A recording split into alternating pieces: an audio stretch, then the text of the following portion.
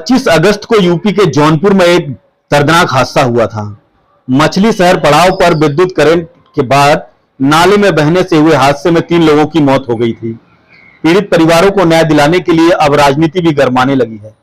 9 सितंबर को समाजवादी महिला सभा की कार्यकर्ताओं ने पीड़ित परिवारों के साथ डीएम कार्यालय पर उनको न्याय दिलाने के लिए जोरदार प्रदर्शन किया। उनकी मांग है कि पीड़ित परिवार को 50 लाख की आर्थिक सहायता राशि के साथ साथ उनके परिवार के एक सदस्य को नौकरी व जिम्मेदारों के खिलाफ मुकदमा लिखकर कार्रवाई होनी चाहिए। वही हादसे में मृत प्राची मिश्रा की बहन ने आर्थिक सहायता लेने से साफ इनकार कर दिया और उनका कहना है कि जिम्मेदारों के खिलाफ मुकदमा लिखा जाए, उसके लिए जिला प्रशासन बिल्कुल भी संवेदनशील नहीं है। इस मामले में पीड़ित साक्षी मिश्रा के साथ सपा की महिला सभा प्रदेश सचिव उषा जायसवाल तथा डीएम व एसपी ने क्या कुछ कहा, आप भी सुन लीजिए। आपका डीएम साहब से मुलाकात। देखिए, जिस तरह से बात हुई है, जो भी बात हुई है, मैं ये कहना चाहती हूँ, अगर आप ये कह रहे हैं मुझे कि आप या तो मुआवजा ले लीजिए, या तो आप नौकरी ले लीजिए, या तो आप एफआईआर कर लीजिए, तो मैं एफआईआर कराना चाहती हूँ शुरू से लेके अभी तक।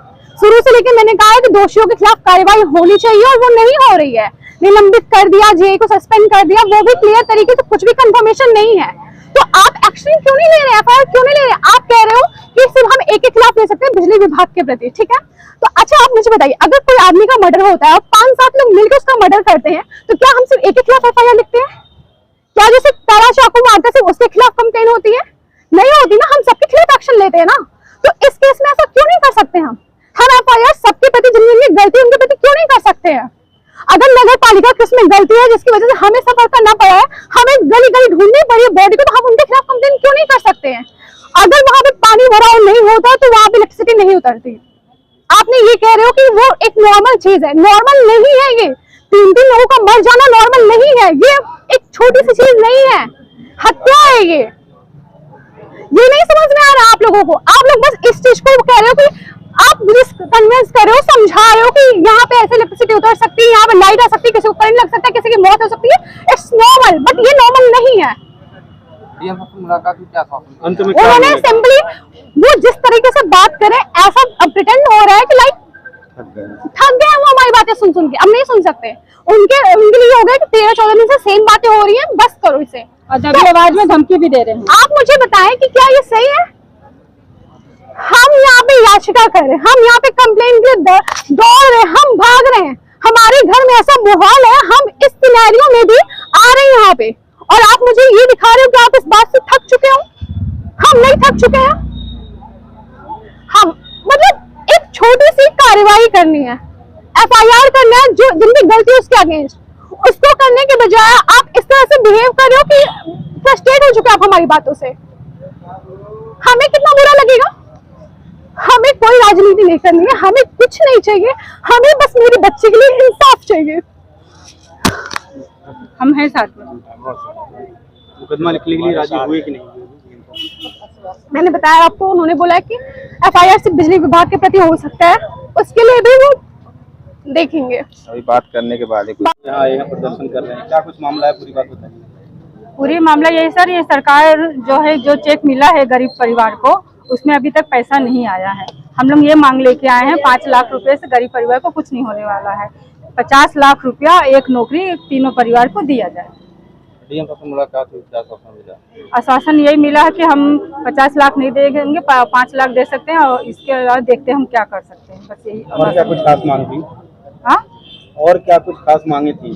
खास मांगे है कि 50 लाख रुपया और एक नौकरी, और जो दोषी हैं उन लोगों के खिलाफ एफआईआर दर्ज किया जाए। एफआईआर के लिए क्या बोला डीएम साहब? डीएम साहब बोल रहे हैं कि इसमें टेक्निकल प्रॉब्लम है, इसमें जो है कि नगर पालिका को कुछ गलती नहीं है, बिजली विभाग का, लेकिन हमारा ये कहना है कि इसमें बिजली विभाग का भी गलती है, नगर पालिका का भी गलती है, दोनों लोगों का गलती है। तो मुकदमा दर्ज करने के नाम पे उन्होंने क्या कहा, दर्ज होगा या नहीं? कहे हैं, आश्वासन दिए कि हाँ होगा।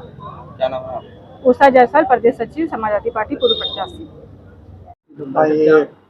25 अगस्त 2025 को अतिवृष्टि और एक बिजली के खंभे से करंट उतरने के कारण एक घटना हुई थी, जिसमें 3 लोगों की संवेदनशील मृत्यु हुई है, जिसको तत्काल जिला प्रशासन और पुलिस प्रशासन ने संज्ञान लिया और उत्तर प्रदेश सरकार की प्राथमिकता के क्रम में हम सब लोग पीड़ित परिवारों के घर कई बार गए, 2 बार गए। उसमें जो अनुमन्य सहायता का प्रस्ताव था वो भी हम लोगों ने तत्काल पूर्ण कराया है। एक परिवार ने अपने अकाउंट नंबर इत्यादि नहीं दिए हैं, इसलिए उनको सहायता नहीं पहुंचाई जा सकी। अन्य दोनों परिवार को हम लोग जो अनुमन्य सहायता थी वो पहुंचा चुके हैं। समाजवादी महिला सभा उत्तर प्रदेश के माध्यम से आज एक ज्ञापन प्राप्त हुआ है। इसमें और मुआवजे की बात कही गई है उन्होंने। इस पर हम लोग देखेंगे कि किस प्रकार से उनकी सहायता की जा सकती है। तीसरा परिवार, तीनों परिवार से हम लोग कई बार मिले हैं और उनके घर जाके मिले हैं।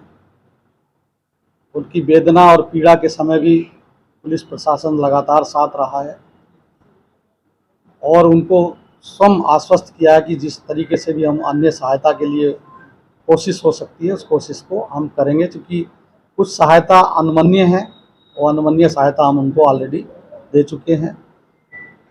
कुछ सहायता जो मान्य विवेकाधीन कोष से हो सकता है उस पर हम प्रयास करेंगे।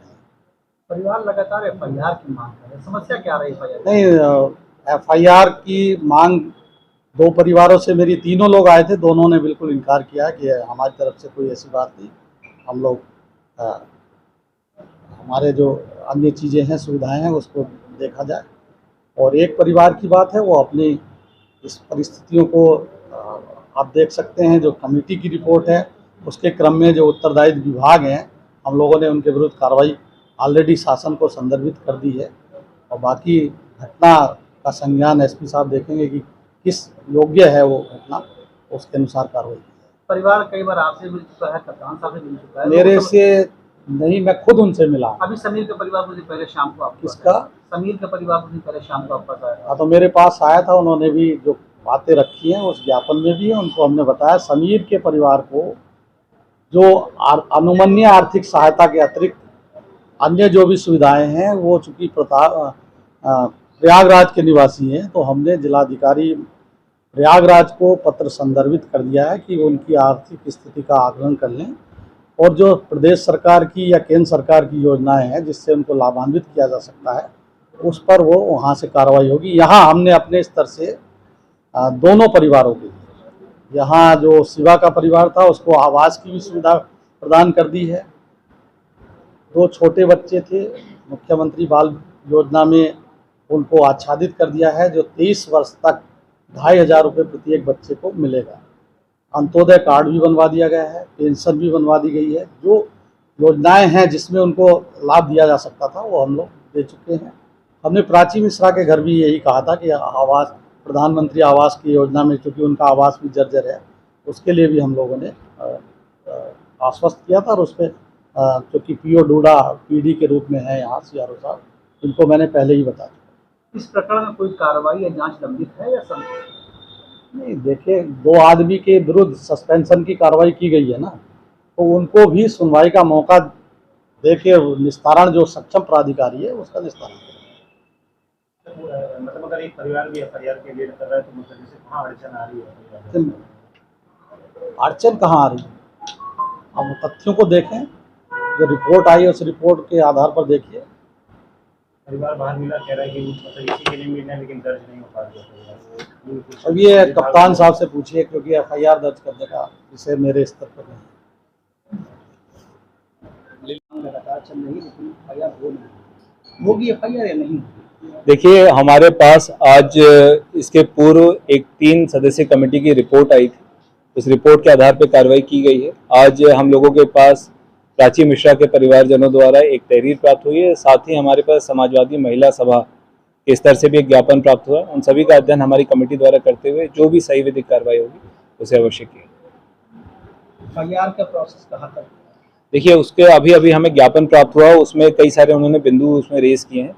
उसका अध्ययन करते हुए जो सही विधिक कार्रवाई होगी। पहले भी मुलाकात आपसे?